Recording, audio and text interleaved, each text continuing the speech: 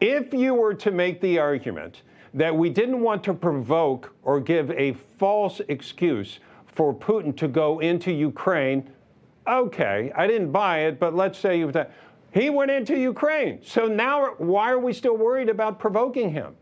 No, he did. He said that. He said we're not going to Ukraine. But I mean, it's like what is the EU? What is NATO? Who are we? If we're going to stand here or fight, why not? I mean, that's what they're asking. So everything from Poland to the UK to whatever.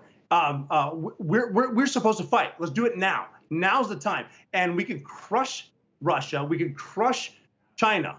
Why aren't we doing it right now? I mean, what else? What are we pretending to be tough?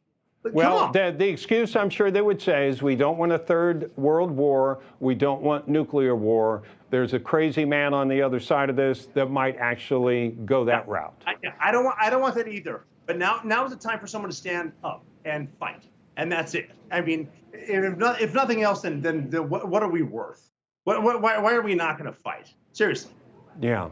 When you see the fighting itself that's going on over there, when I see a convoy inching along and knowing that the closer it gets to Kyiv, the more of a danger it is, what do you think? It must be very frustrating to see something that could be taken out in 10 seconds. It's extremely frustrating because I know damn well that we can fly some of our B-2 bombers over there and crush Russia.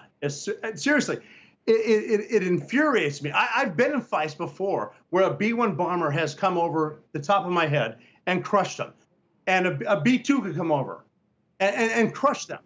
And literally, it infuriates me because we can crush them right now. And then all of a sudden say, don't do it again. And we're so close to a war that we could win, where I could look at China and say, don't you ever do it again. China, you're next. And they sit there and they're laughing at us. What would you do, Rob? What would you do? I would crush that convoy right now. I would destroy that convoy right now. I would make them realize how useless they are and crush them. And we sit here like a bunch of I can't even use the language. I think I know what you're thinking. I think everybody watching knows what you're thinking. Now, the administration would say that approach is being a little too out of control, and we don't want to provoke somebody with nuclear weapons. But well, no, you got to figure they sent us there in the first place. I'm sorry. Go ahead. We fought in the first place. Let's do it. Let's do it again. Right. And the other thing about this, Rob, is what strikes me is we've already seen he's going to do something we don't want him to do, no matter what we do, right? So then you have to start thinking, what do we want out of this, right? Well, I mean, what we want is you got to figure. You look at places that they post pictures of Kiev, and they post pictures of we stand behind Ukraine. But do you really? No, you don't. Knock it off.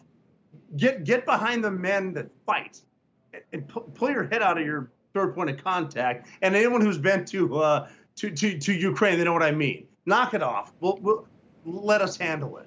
That's what I'm saying. Rob, I know you handled Osama bin Laden along with your team, and we're thankful for it. And I think a lot of people agree with every word you're saying. Thank you so much for joining us to talk about it. Thank you. Anytime. Anytime. Thank you.